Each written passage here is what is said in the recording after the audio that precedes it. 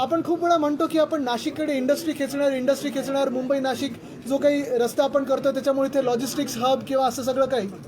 पण मुळात आज पाहिलं तर परिस्थिती काही बदललेली नाही. गेल्या 4 वर्षांमध्ये कदाचित खड्डे वाढलेले आहेत आणि पुढे समृद्धीवर आल्यानंतर देखील पॅचवर्क तर समृद्धीवर पण सुरू झालेलं आहे. जो रस्ता आता 4 वर्षापूर्वी उद्घाटन झालं, 3 वर्षापूर्वी उद्घाटन झालं, जे रस्ते आम्हाला वाटायचे नाशिकमध्ये चांगले आहेत, जे डांबरी रस्ते होते, 2 लेन असतील पण चांगले रस्ते होते, तेही खराब झालेले आहेत. आज अंबड MIDC असेल किंवा इतर सगळे जे काही लिंक रोड वगैरे आम्ही आलो, आज परिस्थिती हीच आहे.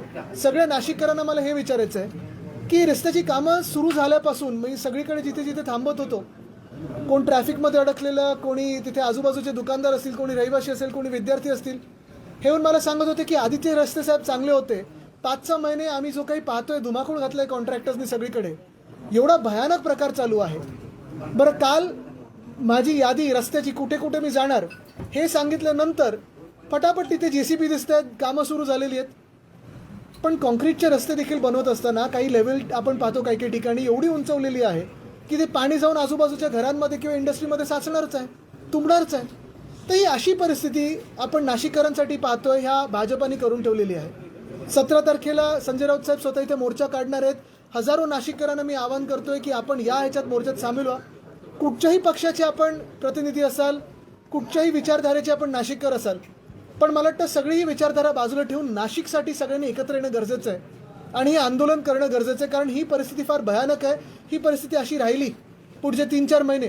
आज चाकणची आपण बातम्या पाहिलेली आहे, नाशिकमधून पण इंडस्ट्री अशीच निघून जाईल आणि नाशिककर देखील स्थलांतरित व्हायला पुढे मागे पाहणार नाही. कारण असं किती दिवस राहायचं.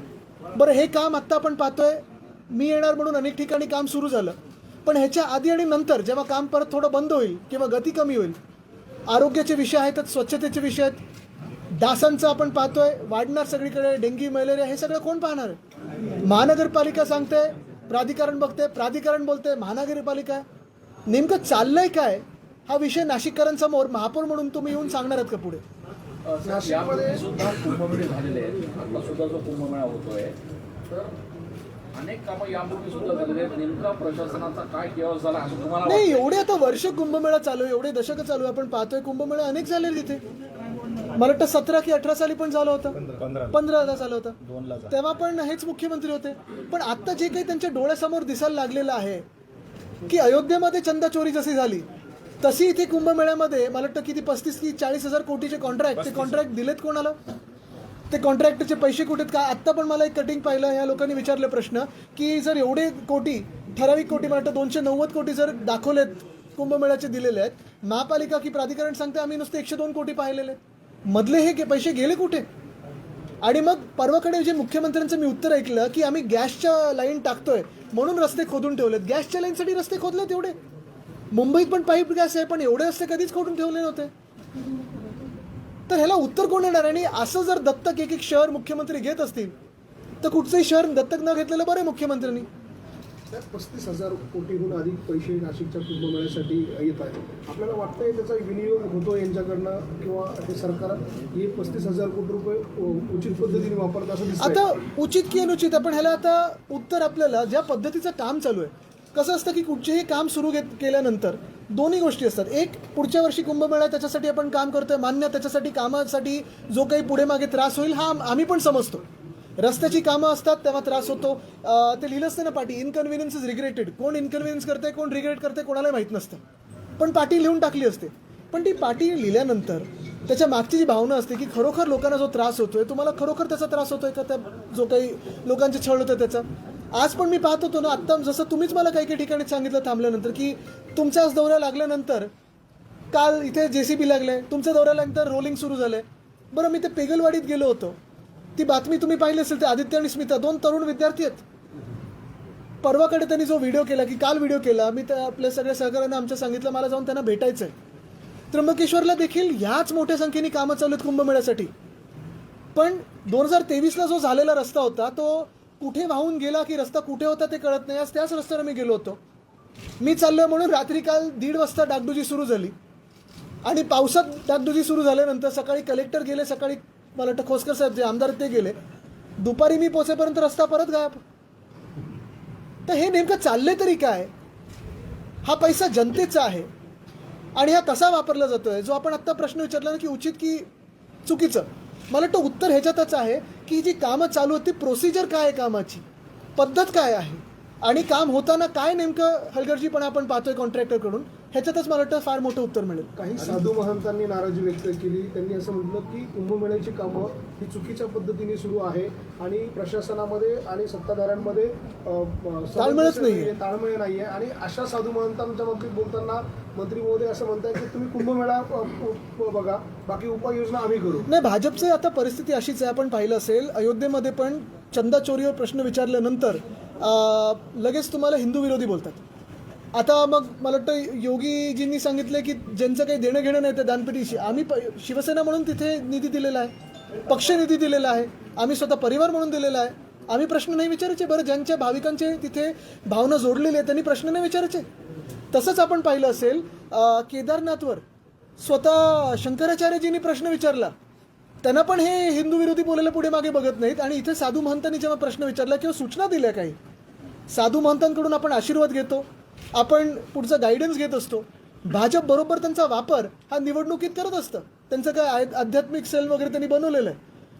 पण जे साधू महंत किंवा साधू महाराज जे सांगतात की कुंभमेळ्यासाठी जे तुम्ही कामं करताय त्याची खरोखर एवढी गरज आहे का, त्या पैशाची एवढी गरज आहे का, त्याची ताळमेळ आहे का तुम्ही जे कामं करताय आणि गरजेची.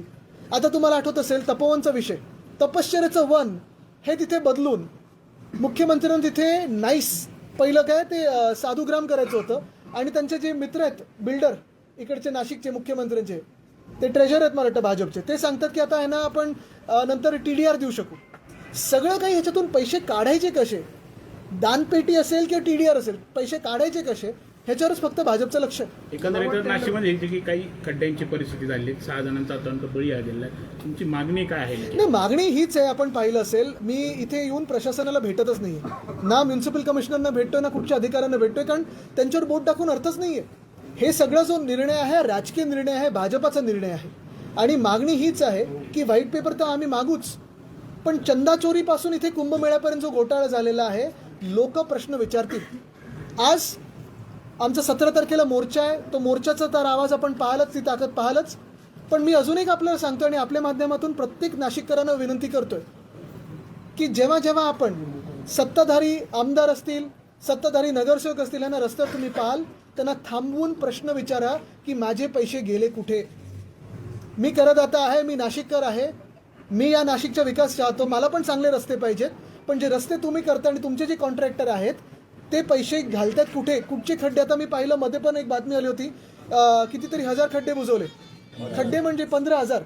मला वाटतं खड्डे जे ते बघतायत ते कॉन्ट्रॅक्टरच्या खिशातले खड्डे बघतात, बाकी कुठचे खड्डे बघत नाही. आदित्य साहेब, एकीकडे विरोधक या सगळ्या मुद्द्यावर आक्रमक आहेत.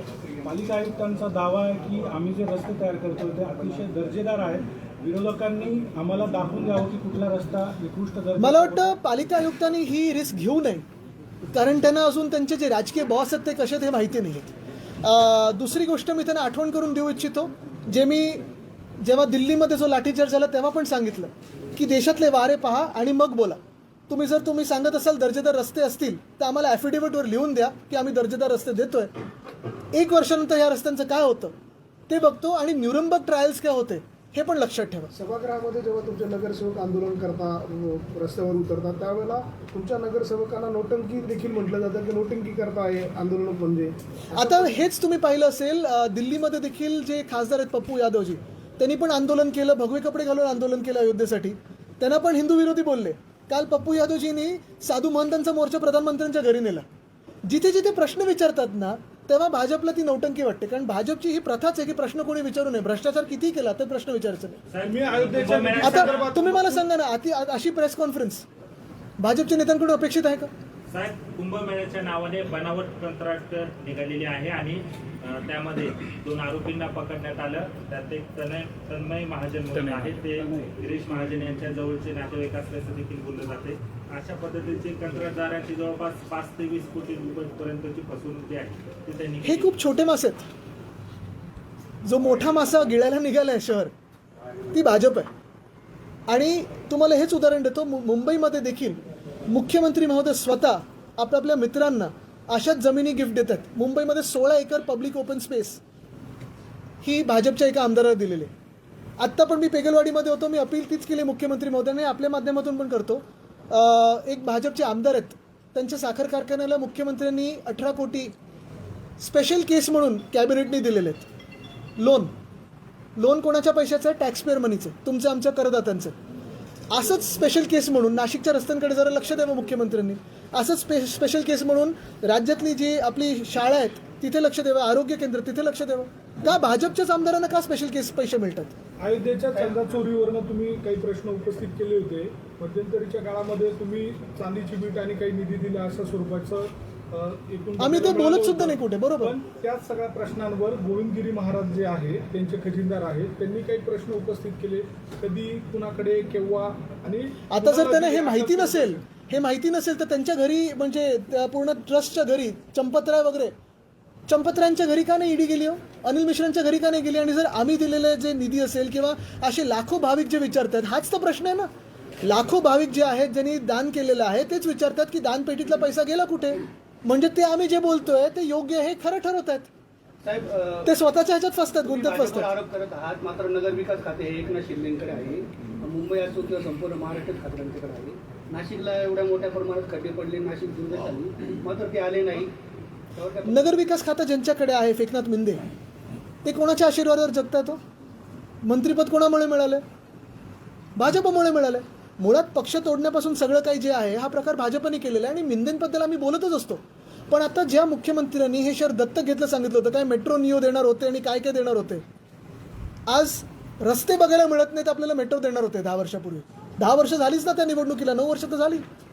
साहेब, नाशिककरांची नाराजी कुंभमेळ्याच्या कामांवर इतकी आहे की नव्यानं एकही रस्ता शहरामध्ये बनवला नाही आणि त्या रस्त्यांवरती व्हाईट टॉपिंग नावाचा प्रकार यांनी वापरलेला आहे.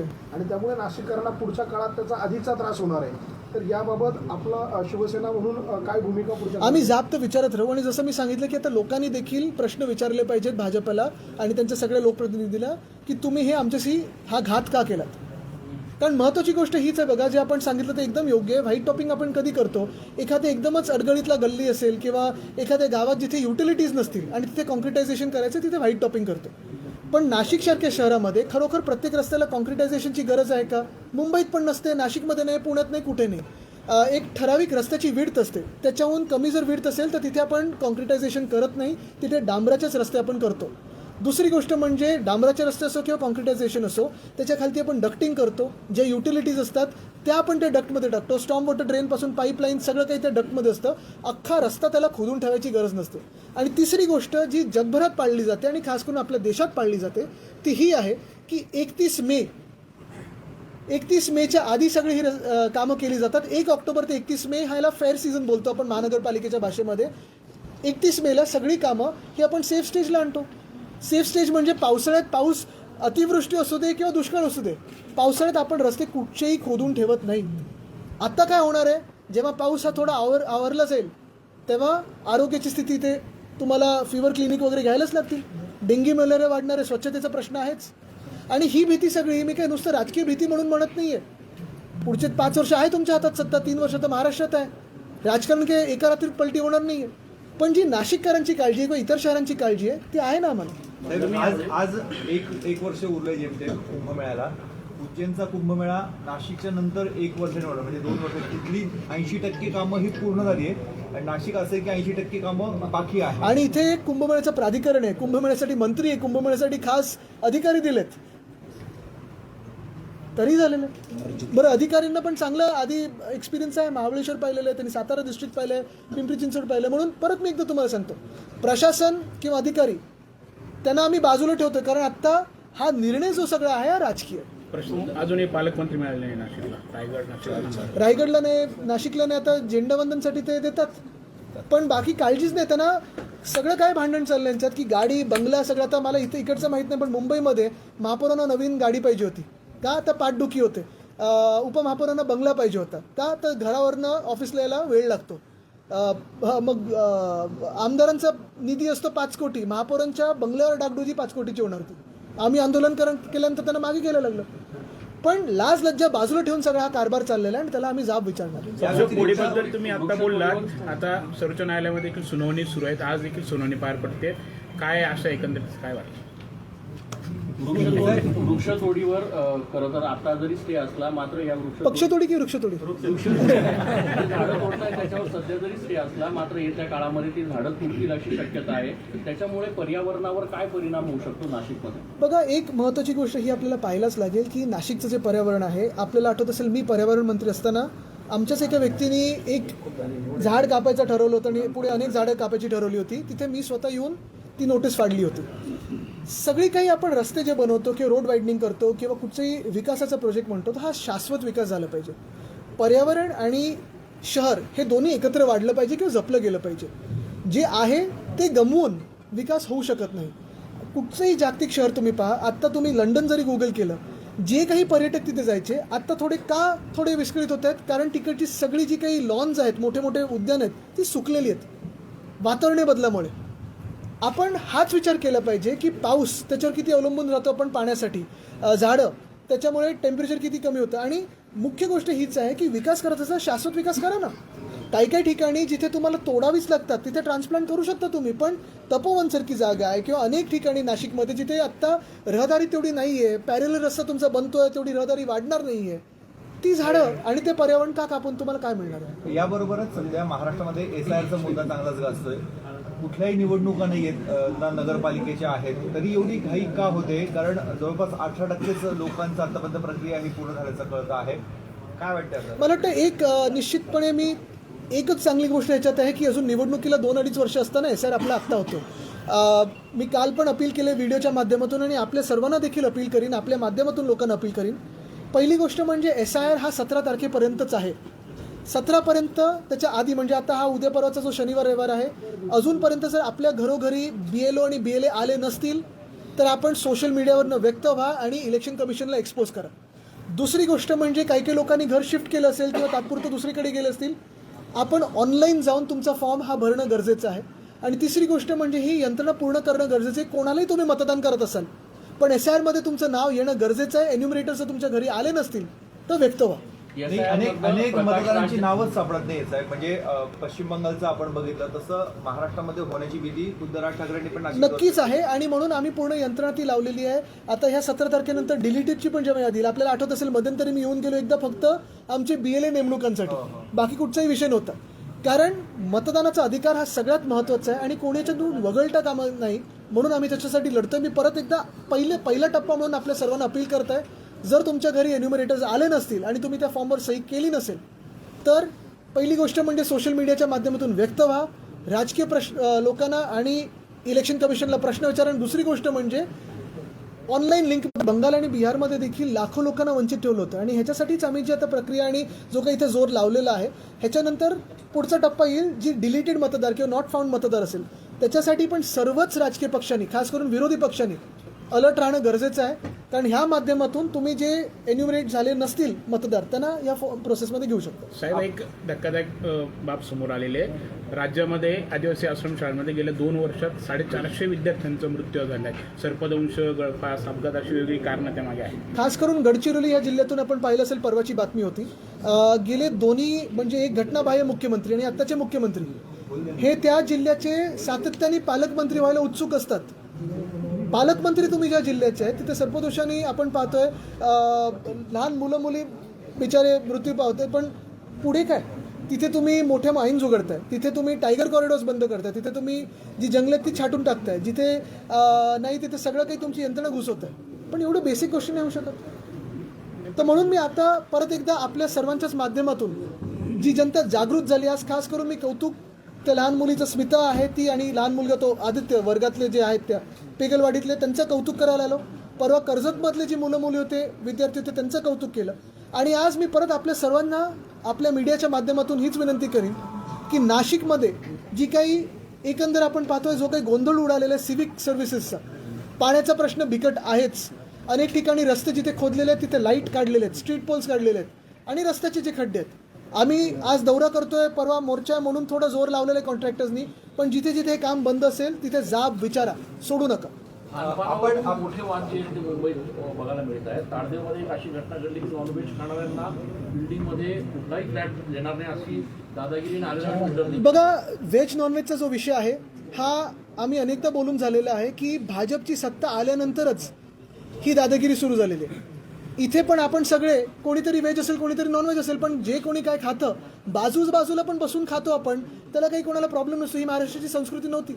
पण हा जो कोणी बिल्डर असेल ह्याची ओसी रद्द करणं ही मुख्यमंत्र्यांची जबाबदारी आहे. नाहीतर आपल्याला कळतील की मुख्यमंत्री महाराष्ट्र विरोधी आहेत आणि मराठी विरोधी आहेत. आपण महापालिकेमध्ये आहात.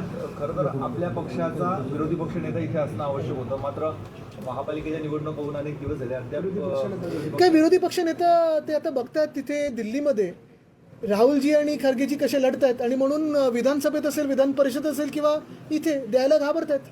पण पक्ष नेता पद नसताना देखील आमचे सगळे कसे लढतात तुम्ही पाहताय. पंजाबच्या उपमुख्यमंत्र्यांवरती नांदेडमध्ये गोळीबार झालेला, फायरिंग झालं. कधी झालंय, काय झालंय? पंजाबचे उपमुख्यमंत्री आहेत अरे भारत नाही, पण हे आता थोडी माहिती घेऊन मला बोलायला लागेल, कारण आता राहुल गांधींच्या मानसिकतेत जिनांचा आत्मा आहे अशी टीका भाजप खासदार निशिकांत दुबे यांनी केली. काय त्यांचं थोडं ते जसं बोलतात चेकिंग करणं गरजेचं आहे. कारण काय झालंय, एक तर ते पहिलं महाराष्ट्र विरोधी, त्याच्यानंतर तुम्ही जे काही स्टेटमेंट्स पाहता ते पाहताच आहेत, आणि मध्ये ते जेनझीच्या पण विरोधात बोलले होते ज्या दिवशी धर्मेंद्र प्रधाननी राजीनामा दिला. पण अशा थोड्या कमी याच्यात जास्ती लक्ष देऊ नका. सहानुभूतीची गरज आहे, त्यांना मंत्रिपदाची अपेक्षा असते. पिछले 5 साल में महाराष्ट्र में 36,000 कंपनियां बंद हुई हैं. लोकसभा पे वो मुद्दा भी हुआ.